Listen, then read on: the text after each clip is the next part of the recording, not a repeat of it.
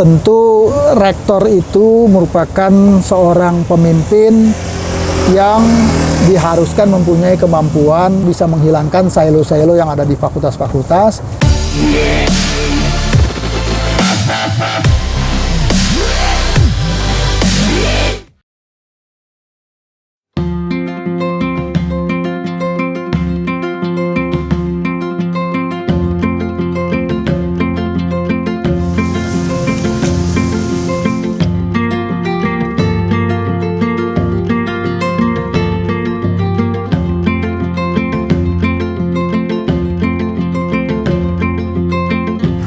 Dikenal dengan kampus kuning, Universitas Indonesia sudah menorehkan banyak prestasi.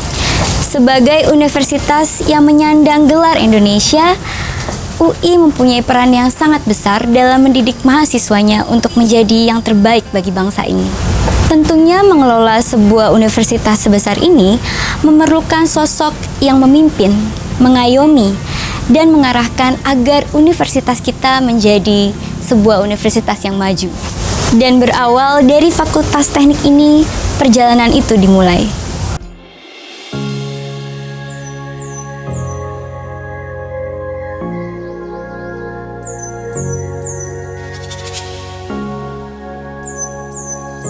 Kali ini Mozaik Mi TV UI dapat kesempatan untuk berbincang dengan salah satu tokoh berpengaruh di Universitas Indonesia, yaitu Pak Muhammad Anies M. Met selaku Rektor periode 2014-2019. Yuk, mari berbincang dengan beliau.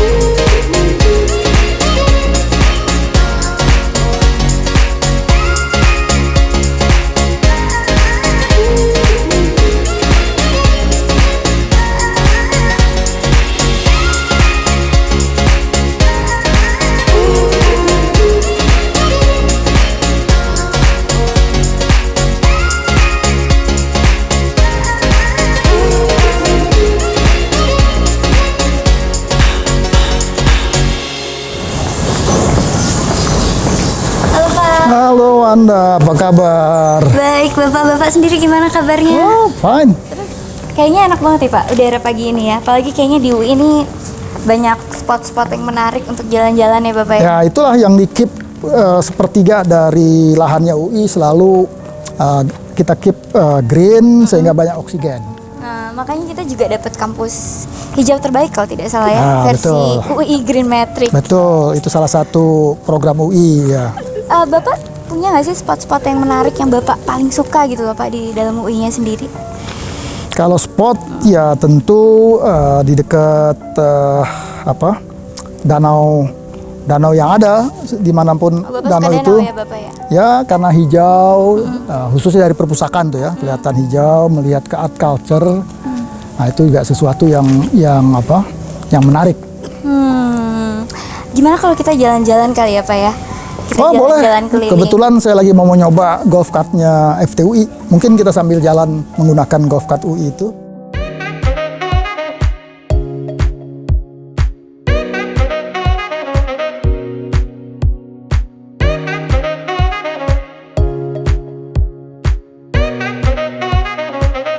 Iya Bapak, ini Bapak kalau selama 5 tahun nih, Bapak kan udah menjabat. Awal mulanya Bapak dulu mau mencalonkan diri sebagai rektor UI ini Pak, dengan segala kompleksitas UI, dengan mahasiswanya yang puluhan, beserta dosen dan tendiknya juga. Bapak tuh sebenarnya pengen membawa UI itu kemana sih, ke arahnya gitu loh. Visinya seperti apa Bapak Ya. ingin membawa UI ini? Ya tentu kita semua tahu bahwa UI ini punya tradisi berprestasi. Nah, tradisi yang berprestasi ini tentu tidak hanya sekedar memberikan sesuatu yang rutinitas. Jadi kita ingin ada lompatan bagaimana membuat UI yang sudah baik ini menjadi lebih baik lagi, atau istilahnya dari good menjadi great, atau tagline yang saya pakai, the next level of excellence. Jadi dari good to be great gitu Ya, betul. Ada perkembangan gitu ya Bapak, Betul. dari yang sudah baik gitu ya Pak ya. Ya. Nah, dalam menjalankan program-program ini nih Pak, itu bentuk konkretnya itu seperti apa sih Pak? Dari yang tadi yang good to be great itu, program konkretnya itu seperti apa sih Pak yang selama ini Bapak sudah jalankan? Ya, ada 5 grand strategi yang kami bersama-sama tentunya bersama dengan organ-organ yang ada di UI. 5 grand strategi. Yang pertama, bagaimana kita menguatkan dan memanfaatkan networking agar UI menjadi lebih baik. Terus kemudian yang kedua, bagaimana jumlah dan kualitas dari riset yang dihasilkan oleh Sivitas Akademika Universitas Indonesia meningkat. Kemudian yang ketiga, bagaimana kita mengembangkan kompetensi dari dosen maupun tendik untuk lebih profesional. Yang keempat, mengembangkan infrastruktur yang mendukung visi misi Universitas Indonesia. Dan grand strategi yang kelima, bagaimana kita menerapkan tata kelola universitas yang baik. Itu 5 grand strategi yang kita pakai untuk mengembangkan UI 5 tahun. Apa yang sudah serinci 5 itu ya Bapak ya? Ya. Itu kan sangat menyeluruh tuh ya Pak ya, Betul. dari riset, dosennya gitu. Ya. Nah, itu kendala apa sih Bapak dengan kompleksitas UI ini dalam menjalankan program Bapak gitu ya? Ya. Kendala apa sih Pak yang Bapak alami selama 5 tahun ini? Ya, yang pertama kita masih melihat permasalahan mindset. Ya, mindset itu masih di arah bisnis as usual. Nah, oleh karena itu untuk bisa membuat UI dari good menjadi great harus ada transformasi. Transformasinya itu transformasi yang tidak sekedar perubahan ansih berubah, tapi harus berubah yang drastis. Betul seperti membalik telapak tangan. Nah, perubahan-perubahan itu tentu membutuhkan adanya komitmen. Nah, oleh karena itu bagaimana kita melakukan transformasi budaya agar nilai-nilai UI bisa diterapkan kepada Sivitas Akademika dan juga Tendik untuk mereka lebih produktif dan juga menjadi kompetensi di bidangnya masing-masing secara profesional. Transformasi budaya ya Pak ya? Ya. Transformasi budayanya nih konkretnya seperti apa sih Pak yang sudah dijalankan? Ya, pertama tentu yang sering didengung-dengungkan itu adalah kejujuran, terus kemudian adanya 9 nilai UI ya ya, Pak? Saya dengar itu baru ada di masa kepemimpinan Bapak ya? ya, kebersamaan, tentu bagaimana kita saling menghormati. Nah, dengan modal seperti itu kita bisa membangun suatu lingkungan yang semua mempunyai visi yang sama menuju satu tujuan, bagaimana tujuan UI menjadi great itu sama-sama bisa dicapai secara bersama-sama. Karena untuk memulai satu transformasi budaya kita perlu satu nilai bareng. Betul, Pak ya? ya. Baik, ini sebenarnya proses pembentukan 9 nilai UI ini seperti apa sih Pak, kalau boleh tahu? Ya, pertama itu digodok bersama organ-organ yang ada. Yang lead untuk menetapkan nilai-nilai itu adalah Dewan Guru Besar. Sehingga masuklah di dalam anggaran rumah tangga Universitas Indonesia 9 nilai UI yang sekarang ini kita sudah coba sosialisasikan dan diinternalisasikan di Sivitas Akademika dan juga para tendik. Oke, Bapak. Lalu selama 5 tahun ini Bapak, suka duka yang Bapak alami itu apa sih Pak yang paling berkesan buat Bapak? Yang berkesan ya? Nah, yang berkesan itu yang pertama tentu pada saat upacara wisuda. Nah, kenapa berkesan? Karena saya melihat wajah-wajah orang bahagia. Mulai dari orang tuanya, tentu para lulusannya, dan kita sebagai pendidik, dosennya dan sebagainya itu juga merasa gembira karena bisa berkontribusi memfasilitasi kesuksesan dari para mahasiswa kita yang untuk mengejar citanya masing-masing. Jadi ada keharuan ya, ada kebanggaan ya dari diri betul. Bapak ya, bahwa Bapak bisa berkontribusi pada pendidikan mereka gitu ya Bapak ya. Lalu Pak, selama 5 tahun ini, program yang paling Bapak bisa bilang bahwa iya itu adalah keberhasilan periode kepemimpinan Bapak bersama dengan semua orang-orang yang membantu Bapak tentu saja gitu. Itu apa saja sih Pak? Ya, pertama untuk bidang pembelajaran kita telah menguatkan sumber daya pembelajaran sebagai production house untuk mengembangkan dan membantu juga memfasilitasi para dosen-dosen untuk mengembangkan metode pembelajarannya dan juga materi pembelajaran. Nah, ini salah satu ikon yang tentu nanti perlu diperbesar lagi. Itu yang pertama dari segi pembelajaran. Kemudian dari segi riset, kita telah mengangkat jumlah atau meningkatkan jumlah yang tadinya yang berpartisipasi hanya 15-20%, sekarang antara 45-55-60% sudah terlibat di dalam mempublikasikan hasil risetnya masing-masing. Terus kemudian untuk IT kita sudah berupaya semaksimal mungkin untuk mengembangkan IT yang terintegrasi, dan sekarang sudah berhasil dilakukan IT terintegrasi di bidang keuangan. Terus kemudian di bidang sumber daya manusia masih berproses.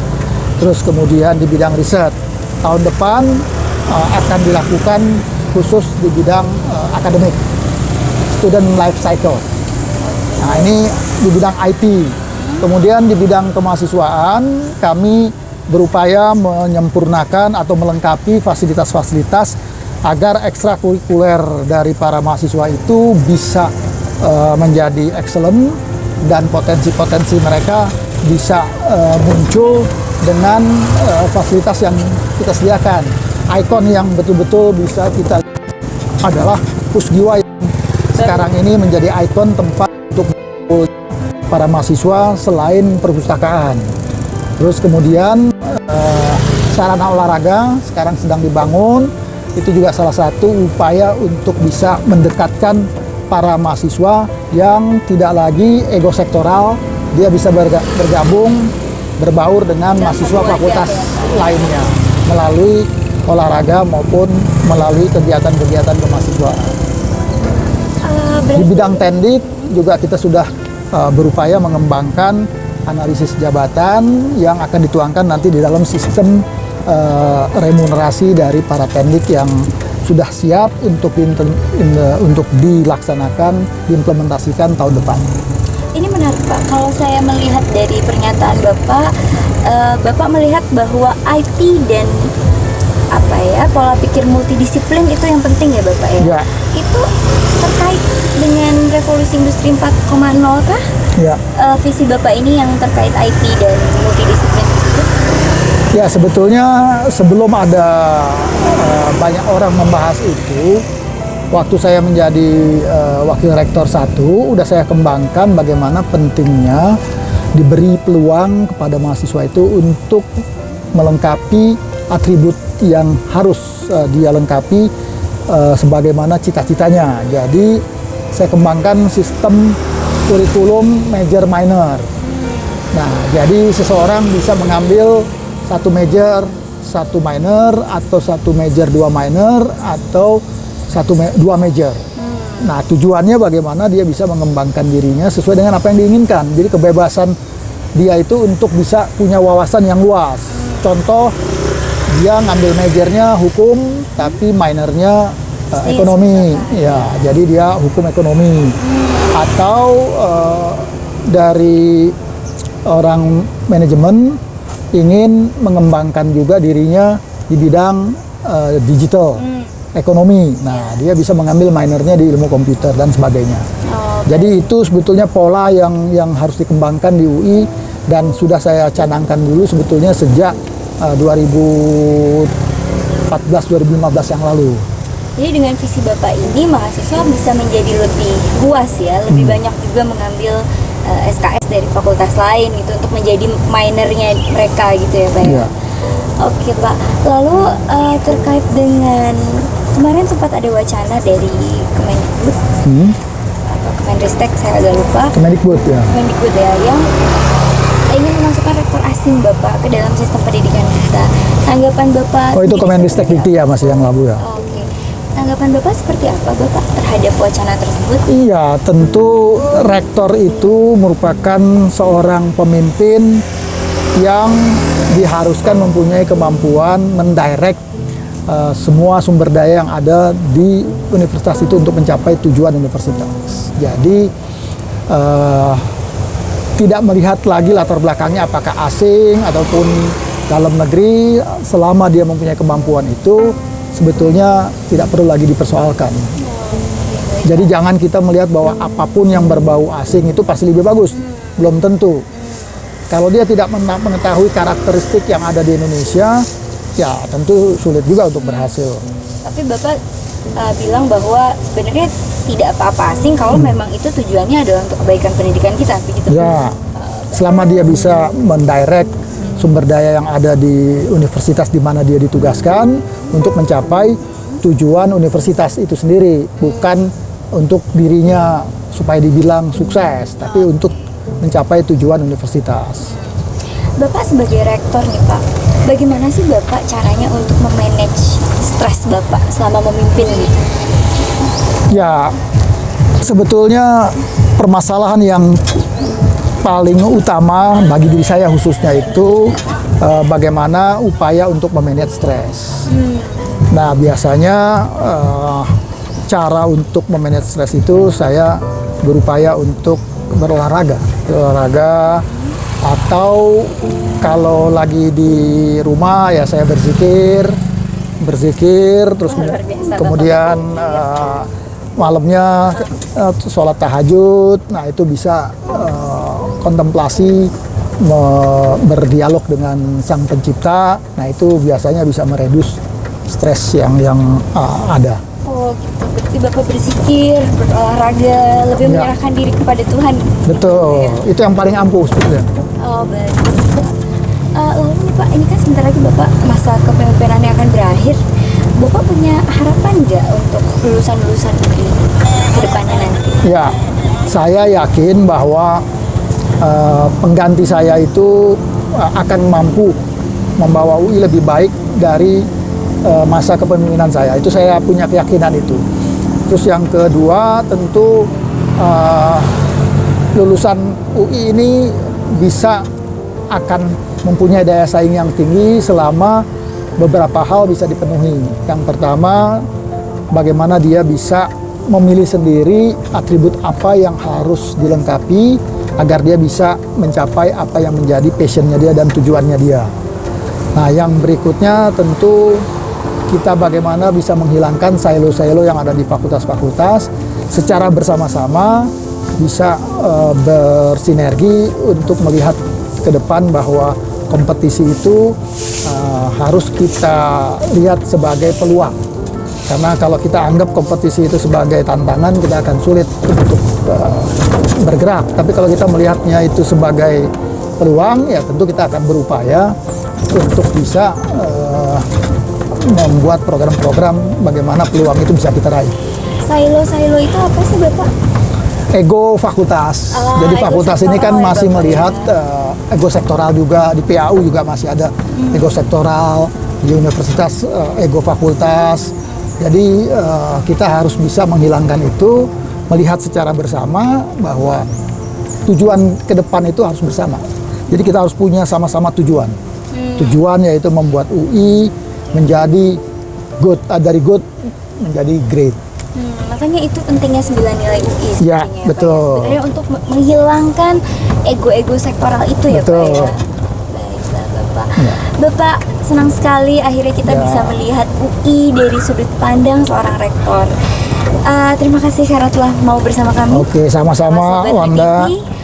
Untuk lebih mengenal UI dari sudut pandang Bapak. Ya, itu baru sebagian aja awal. Tentu nanti ke depan kita semua berharap UI akan menjadi trendsetter untuk pengembangan pendidikan tinggi di Indonesia.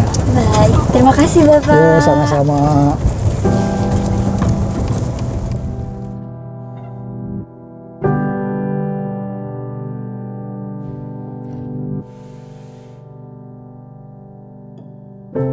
Gimana Sobat MITV UI? Memajukan sebuah universitas memang tidak mudah. Kolaborasi antar sivitas adalah kunci memajukan kampus Universitas Indonesia. Saya Wanda, pamit undur diri dan sampai jumpa di program Mozaik MITV UI.